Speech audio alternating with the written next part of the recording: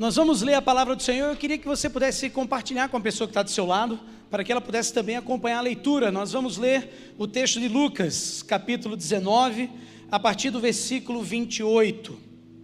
E a pergunta hoje pela manhã é: o que significa a entrada de Jesus em Jerusalém para você? Eu creio que as próprias canções que hoje pela manhã já cantamos, já nos desafia o suficiente.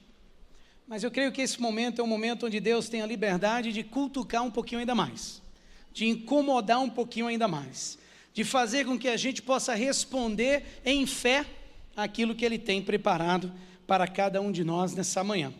Lucas 19, a partir do 28. Vamos lá. Depois de dizer isso, Jesus foi adiante, subindo para Jerusalém.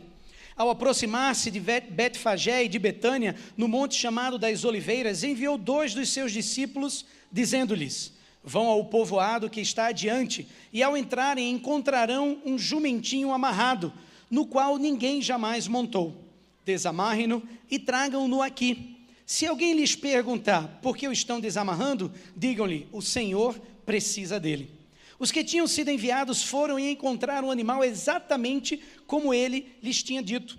Quando estavam desamarrando o jumentinho, os seus donos lhes perguntaram: por que vocês estão desamarrando o jumentinho? Eles responderam: o Senhor precisa dele. Levaram-no a Jesus, lançaram seus mantos sobre o jumentinho e fizeram que Jesus montasse nele. Enquanto ele prosseguia, o povo estendia os seus mantos pelo caminho. Quando ele já estava perto da descida do Monte das Oliveiras, toda a multidão dos discípulos começou a louvar a Deus alegremente em alta voz, por todos os milagres que tinham visto. Exclamavam: bendito é o Rei que vem em nome do Senhor, paz no céu e glória nas alturas. Alguns dos fariseus que estavam no meio da multidão disseram a Jesus: mestre, repreende os teus discípulos. Eu lhes digo, respondeu ele, se eles se calarem, as pedras clamarão. Quando se aproximou e viu a cidade, Jesus chorou sobre ela e disse: se você compreendesse neste dia, sim, você também, o que traz a paz. Mas agora isso está oculto aos seus olhos. Virão dias em que os seus inimigos construirão trincheiras contra você, a rodearão e a cercarão de todos os lados. Também a lançarão por terra, você e os seus filhos. Não deixarão pedra sobre pedra, porque você não reconheceu a oportunidade que Deus lhe concedeu. Amém, queridos? Hoje nós estamos no domingo que antecede a Semana Santa, ou o início da Semana Santa, a Páscoa, como nós conhecemos, e teremos a partir de quinta-feira o nosso Páscoa Cidade, onde todos vocês estão convidados a vir e a trazer alguém junto para poder ser abençoado por esse musical que está sendo preparado. Mas interessante que quando olhamos esse texto aqui, ele retrata justamente esse período inicial, desde o domingo que antecedia toda essa movimentação, durante aquela semana que chamamos de Semana Santa, culminando com a morte e a ressurreição de Cristo. Ao estudar a vida de Jesus, nas páginas dos 4 evangelhos, a gente pode descobrir o assunto sobre a vida de Jesus se concentra na última semana de sua vida. Aqueles que escreveram as histórias de Jesus estavam dizendo que a parte mais importante da revelação de quem ele era e quem ele é feita na última semana de sua vida. As palavras neste texto descrevem as experiências desta última semana. Uma montanha de emoções, representam os altos e baixos e tudo aquilo que aconteceu. Imagina, palavras como hosana, confronto, traição, negação, julgamento, flagelação, crucificação, a tumba. E aí vem a sentença, eu diria, mais eletrizante já proferida: ele não está aqui, ele ressuscitou. Aleluia, o nosso Deus ressuscitou. O domingo de Ramos, já dizia o Dr. Wallace Witz, um reverendo metodista, morto em 2010, ele dizia que o domingo de Ramos é, na melhor das hipóteses, um dia de triunfo temporário. Na pior das hipóteses, a ilustração da natureza volúvel da voz do povo. E isso é tão interessante e com certeza aplicável aos dias de hoje. Entenda que essa semana ela começou com gritos de louvor, uma semana que revela o abismo ao mesmo tempo que o louvor, o abismo que existia da negação, da traição, a duplicidade que existia em Judas, a infidelidade de Pedro. A gente pode ver nessa semana que começou com aquele aplauso, a gente pode ver a fraqueza dos discípulos que fugiram da cidade, a cara dupla, a ambivalência de Pilatos, a agonia da morte entre dois ladrões, um que o amaldiçoou, o outro que pediu perdão. Imagina a desolação das coisas finais. O túmulo era emprestado. Mas aí chega, eu diria, na glória da Páscoa, que é a sua ressurreição. E tudo começa no domingo de Ramos, hoje. Um dia de aplausos. Jesus entra em Jerusalém pela última vez. Provavelmente um momento, creio eu e alguns teólogos também, de que foi um momento preparado por ele. Um momento onde ele se revela, porque até aquele momento ele não queria publicidade. Ele sumia, ele fugia desses momentos, mas aqui não, aqui ele se apresenta. Era o tempo da Páscoa, lembra? Muitos peregrinavam de todos os lugares do mundo para Jerusalém, e ele queria fazer uma entrada que chamasse a atenção de todos. Ele veio montado no jumentinho, contradizendo tudo aquilo que era esperado dele, porque ao montar um cavalo, os reis e generais, eles estavam se preparando para a guerra, mas quando estes vinham em paz, eles vinham montado no jumentinho, e foi assim que Jesus o fez. No jumento nunca montado antes, Jesus monta nele e entra em Jerusalém daquela forma, trazendo a paz. Ele não era uma figura marcial, que a população já antecipava, a população queria, mas um homem que veio em paz. Interessante que a simples declaração do dono do jumento foi: o Senhor precisa dele. Foi isso que disseram ao dono do jumento. Se não tivesse sido algo pré-arranjado, preparado, talvez uma frase já pré-estabelecida, esse senhor poderia dizer: olha, ele pode até precisar, mas não falou nada para mim. Então Jesus se preparava para esse momento, para a sua apresentação, antes da sua morte. Os aplausos que o saudaram foram tremendos, tantos que os discípulos se empolgaram, ao ponto dos fariseus, e isso não era normal deles, começar a repreendê-los, e repreender o próprio Jesus, dizendo: você não vai repreendê-los? Você não vai dizer alguma coisa contra isso? Esse momento é uma indicação da maneira pela qual o dia tinha esse sentimento de ambivalência. Começou ali com alegria, com hosana, e terminava com Jesus chorando por Jerusalém. Isso é o texto que nós estamos vendo. E ele traz com certeza lições dessa chegada de Jesus a Jerusalém. A primeira delas é que a sua chegada foi recebida com uma alegria merecida. A alegria naquele momento ela era merecida. Jesus estava atraindo multidões. Já há algum tempo ele fazia isso. As pessoas o ouviam com alegria no coração. Há todos os indícios de que ele foi recebido sempre com uma grande onda de pessoas em todos os lugares pelos quais ele passava. As pessoas o ouviam, porque as suas palavras falavam ao coração. Tem falado ao teu coração nos dias de hoje? A autoridade da presença dele era vista. Jesus tem sido autoridade na tua vida hoje? As coisas que ele fazia eram eletrizantes. Era coisa de impressionar qualquer ser humano. Os olhos cegos podiam ver novamente. Os coxos criavam vitalidade e força e andavam. Os que estavam ali confinados à aflição recebiam alta quando Jesus passava. A palavra que surgia no coração de todos que pressionavam para tocá-lo, sabe qual era? Era a palavra de esperança. Pois qualquer um em sua presença poderia sonhar os sonhos impossíveis, e eles se realizavam. Esse é o nosso Jesus. Os pais traziam seus filhos para serem abençoados, parentes traziam seus entes queridos, uma verdadeira caravana de necessitados para que pudessem tocá-lo e assim serem curados. Espíritos deprimidos eram levantados, eram curados, eram lavados de todo o pecado. Corações sem esperança ousavam ter esperança novamente. Tudo isso por causa de Jesus. Era ou não era tempo de alegria? E a pergunta é: o que mudou que você anda cabisbaixo? O que mudou que você ainda não assumiu essa vida com Jesus de uma forma tal que transforma todo o teu ser? Que transforma a história da tua vida, que transforma a história da tua família, que restaura aqueles que estão perdidos. Esse é o Jesus que nós servimos. Temos que começar essa Semana Santa desta forma, com esse mesmo entendimento de que é momento de alegria em nossas vidas, porque servimos ao grande Deus. Aleluia por isso. Mas também foi um momento onde precedeu a traição. Sua chegada precedeu a traição. A entrada triunfal em Jerusalém naquele domingo de Ramos foi para marcar o fim dessa aprovação pública, espontânea que Jesus de Nazaré tinha. E você vê que conforme a semana se desenrola, havia uma coalizão, né, para poder matar Jesus, para tirar a sua vida.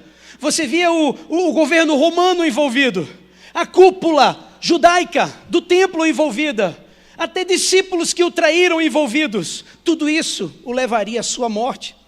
O desafio que Jesus lançou naquela semana às pessoas, afastaram as pessoas dele, abandonaram a causa.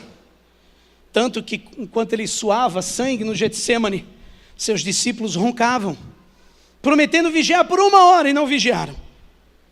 Ao ver o povo debandando, ele havia perguntado, percebendo que alguns saíam: vocês estão comigo ou vocês vão embora? E lembra de Pedro, sempre porta-voz de todos, dizendo: Senhor, todo mundo pode te abandonar, mas nós te asseguramos que vamos ficar aqui. Mas quando foi sentido o perigo no ar, aquelas promessas que eles fizeram, não cumpriram. Até aqueles que formavam um grupo mais íntimo de Jesus, Pedro, Tiago e João, enquanto ele suava sangue, os 3 tiravam a soneca. Fizeram todos os tipos de promessa naquela noite para Jesus. Ao raiar do dia, esqueceram todas elas. Esqueceram todas elas. Talvez você aí fique pensando: puxa, como é que pode? Como é que esses homens fazem isso no momento crucial de Cristo? Nós fazemos hoje, 20 séculos depois, a mesma coisa. É uma ambivalência nesse domingo de Ramos nas nossas vidas. Aquele momento eletrizante daquela entrada pública de Jesus e uma declaração poderosa sobre o que ele representava: um reino do coração. Um reino onde homens e mulheres seriam mudados para sempre. Essa era a mensagem de Cristo. E é a mensagem que continua ressoando ainda no presente, para você que está aqui hoje. Mas o domingo de Ramos foi o fim de qualquer afirmação pública para o ministério de Jesus. Imaginem, caminhando para o Calvário, com aquela cruz pesada, depois do flagelo com aqueles açoites que cortavam a carne, aquela coroa de espinhos, ao cair com o peso daquela cruz, não teve nenhum discípulo que saltou se voluntariando para carregar a cruz. Não foi isso. Um soldado romano pegou um rapaz chamado Simão de Cirene e disse: carrega essa cruz. Nem ele foi voluntário, foi obrigado a carregar aquela cruz. Certamente um dos seus discípulos deveria ter estado ali. Sabe por quê? Porque eles estavam lá no início, todos entusiasmados, proclamando que Deus nos deu um rei, vivo rei, que os céus se alegrem. Mas onde é que eles estavam? Eles não estavam em lugar nenhum. Eles o saudaram com tanta alegria, mas observe como é que foi o final. O aplauso termina. Sabe por quê? Porque a voz do povo não pode ser invocada, porque é uma voz inconstante. Você tem visto isso nos dias de hoje. O herói de hoje é o bode expiatório de amanhã. Multidões têm uma memória curta. Sabe qual é a primeira pergunta que eles fazem? O que você fez por mim hoje? Tem uma ilustração que fala de Napoleão Bonaparte e conta a história que ele estava entrando com os seus exércitos na Suíça e pelo povo suíço estava sendo aplaudido. E o povo muito entusiasmado aplaudia ele e o seu exército. E um dos seus auxiliares chegou para ele e disse para ele, como é bom, deve ser muito bom ser recebido com todo esse entusiasmo, com todos esses aplausos. E Napoleão Bonaparte olha para ele e responde da seguinte forma: essa mesma multidão, pressionada por uma ligeira mudança de circunstâncias, me seguiria tão ansiosamente quanto aquela escada que está ali. Isso aconteceu com Jesus. As mesmas pessoas que o aplaudiram no domingo, gritaram: crucifica-o e dá-nos Barrabás, antes da semana terminar. Eles o saudaram com alegria, mas o aplauso naquele dia acabou. E muitas vezes, é o sentimento que nós temos, não é verdade? de que parece que esse relacionamento com Deus tem esfriado a um ponto tal que já não existe mais animação no servir ao Senhor, que já não existe mais aquele desejo de amar ao Senhor de todo o coração, de toda a força, de toda a alma, de todo o entendimento. Já não existe mais o se entregar por completo ao Senhor. Parece que as coisas esfriaram em nossas vidas. A sua chegada foi também acompanhada por lágrimas. Ele chorou, porque conhecia as condições do povo e a sua necessidade. Ele estava vindo para mudar os corações, mas os discípulos e o povo imaginavam mudança de governo. Não foi para isso que ele veio.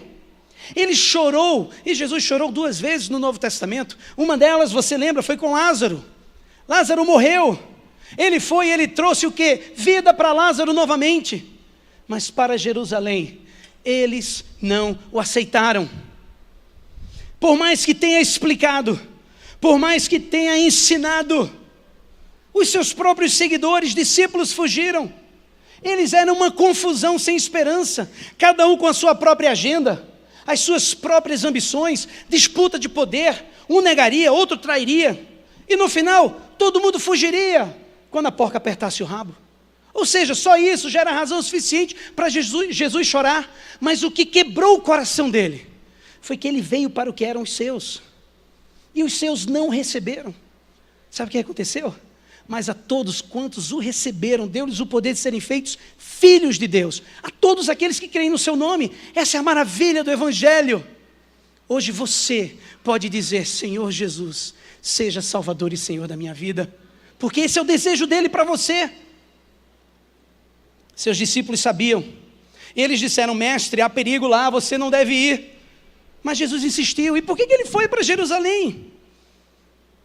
Sabe por quê? Foi por amor. É por isso que Jesus persistiu em ir a Jerusalém, por amor. Ele foi com uma poderosa mensagem de renovação e transformação. Ele chorou porque ele sabia que o povo não iria responder. Ele sabia que o povo iria rejeitar. Seria uma oportunidade perdida. E queridos, vamos trazer isso para os dias de hoje? Não tem tanta gente perdendo a oportunidade? Talvez você que esteja aqui hoje pela manhã sentado, tem perdido essa oportunidade, tem aberto mão desse relacionamento com Cristo, prefere as marcas do mundo do que a bênção de uma vida com Deus. E ele chora por causa dessa realidade ainda hoje. Mas sabe o que eu acho interessante? Talvez você não concorde comigo, mas a frase que me chama a atenção nesse texto, sabe qual é? É aquela que é associada ao jumentinho, por incrível que pareça. Sabe qual é? Ele diz assim: o Senhor precisa dele. Ele procurou o jumento para montar quando entrou na cidade. Foi dito ao dono o quê? O Senhor precisa dele. As necessidades hoje não são menores. As necessidades, pelo contrário, são gigantes. Há pessoas a serem alcançadas. Há pessoas que precisam do nosso amor e ajuda, assim como o Senhor deseja o nosso amor, a nossa entrega, a nossa participação no seu reino. É por isso que ao olharmos para esta mensagem da Semana Santa, a sua chegada exige uma resposta sua, uma resposta minha. E a questão que nos desafia nesse início de Semana Santa, sabe qual é? Temos algo que estamos dispostos a compartilhar com Jesus, a entregar para Ele, a render a Ele. Será que podemos verdadeiramente adorá-lo com tudo que somos e tudo que temos? Olha para a sua vida, olha para o seu coração. Como é que ele está hoje? O que você pode dar àquele que nos deu tudo, inclusive a sua própria vida? Como é que você chegou aqui hoje pela manhã? Eu não sei se você curte assistir filmes. Existem filmes épicos e eu curto assisti-los de vez em quando.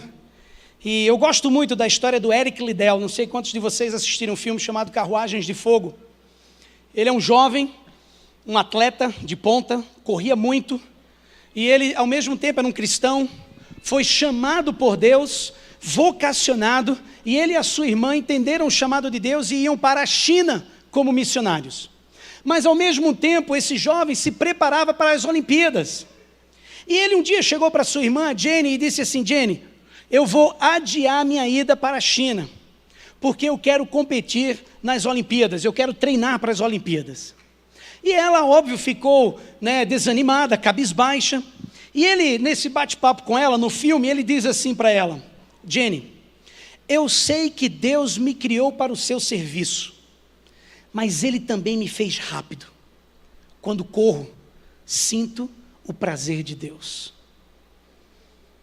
Quando damos a Ele os nossos dons, quando colocamos os nossos dons em prática, quando servimos ao Senhor, Deus sente prazer. E você também.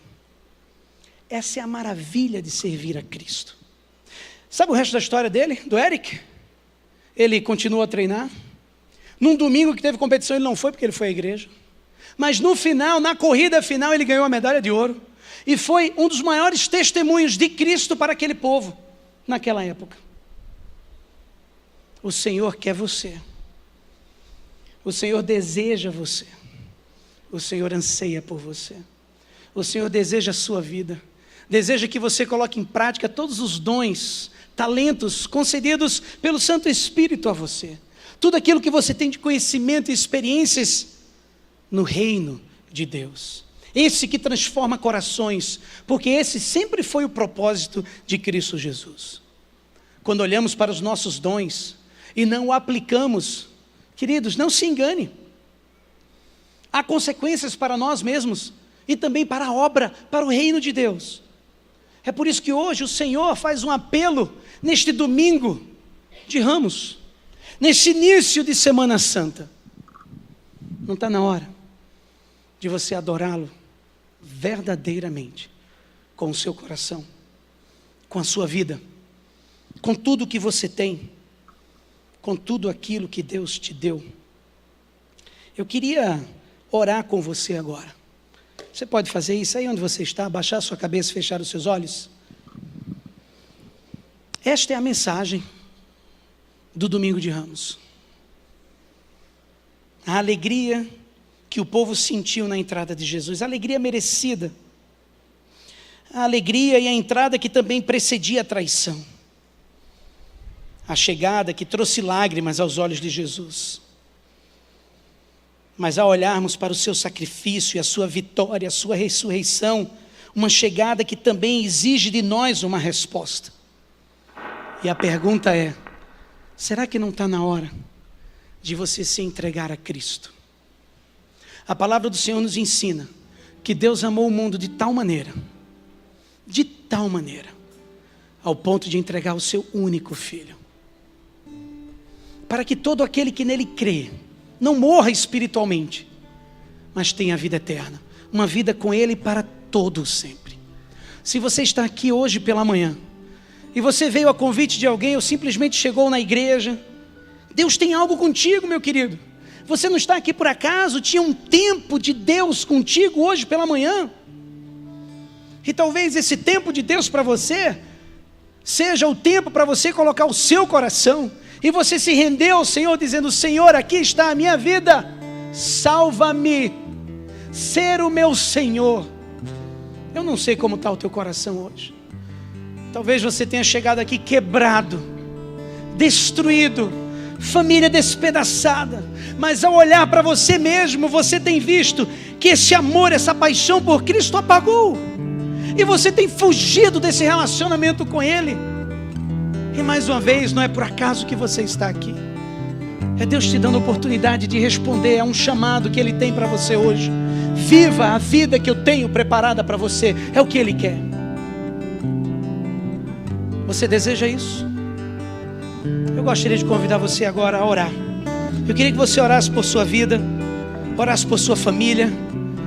Decisões precisam ser tomadas hoje pela manhã, e você sabe quais são.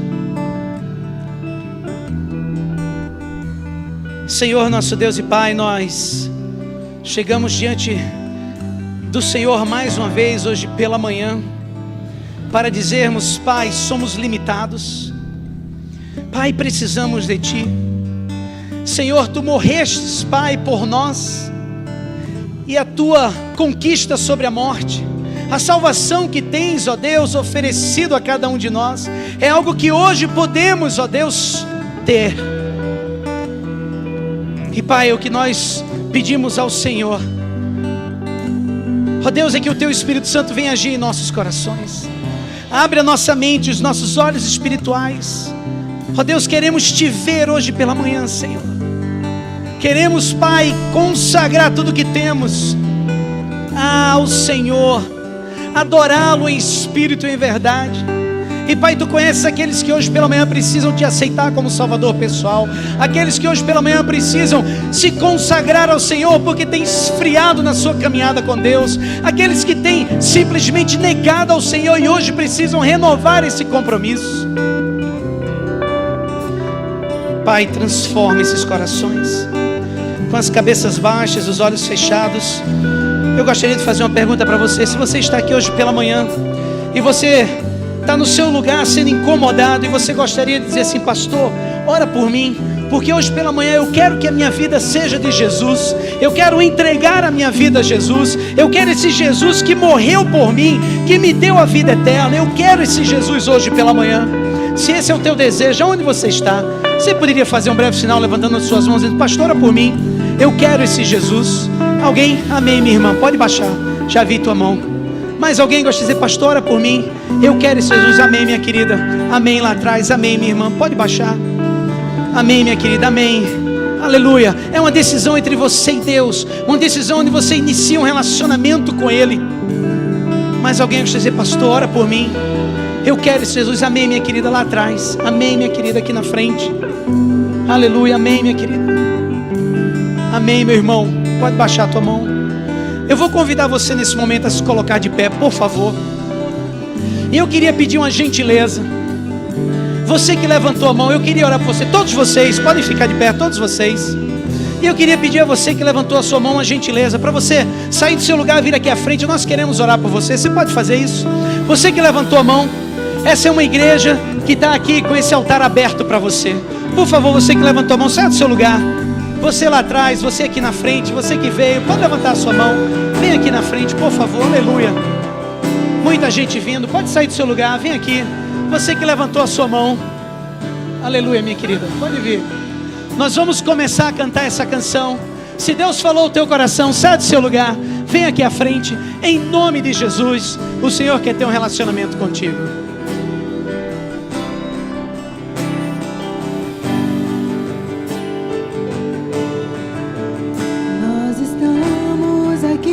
Tão sedentos de Ti, vem, ó Deus. Deus está falando no teu coração, sai do seu lugar e vem aqui à frente. Nós queremos orar por você, nós queremos interceder por você. Você jovem, você criança, você que levantou a mão, sai do seu lugar e vem aqui. Não tenha vergonha. Todos nós já estivemos aqui uma vez nos rendendo ao Senhor e queremos que você possa fazer parte dessa família conosco. Sai do seu lugar. Tão sedentos de Ti, vem, ó Deus, vem, ó Deus, enche este lugar, meu desejo é sentir Teu poder, então vem me incendiar, meu coração é o Teu altar, quero ouvir o som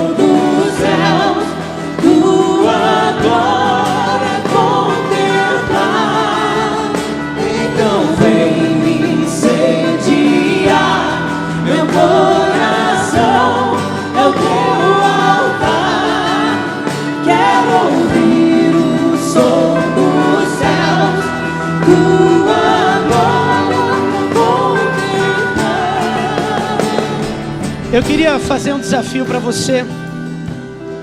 Talvez você que já conhece ao Senhor, você que já tem um relacionamento com Ele, mas talvez como os discípulos tem vivido uma vida longe do Senhor, a chama apagou e você precisa restaurá-la, dizendo: nós estamos aqui, Senhor, sedentos por Ti, acende em mim essa chama novamente. Se esse é o desejo do teu coração, eu queria que você se juntasse a estes que estão aqui na frente. Nós vamos encerrar orando.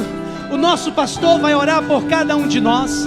Mas se Deus falou ao teu coração, enquanto estamos cantando esta canção, mais uma vez, sai do seu lugar, vem aqui dizendo: Senhor, eu quero que o meu coração incendeie por Ti.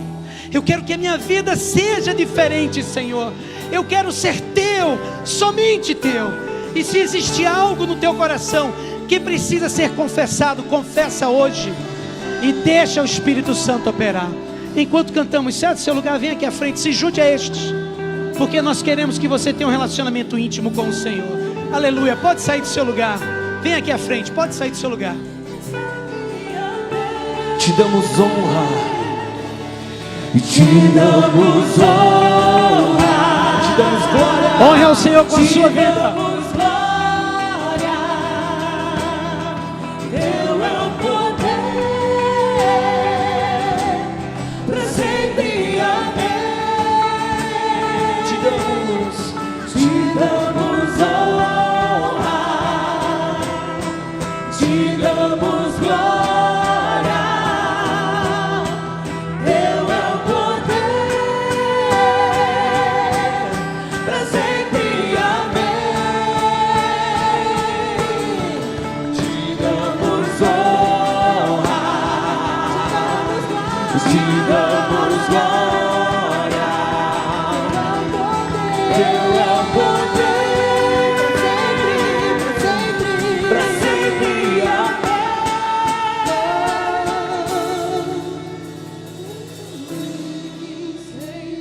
Você pode baixar a sua cabeça e fechar os seus olhos. Pastor Silvado, vem fazer essa oração.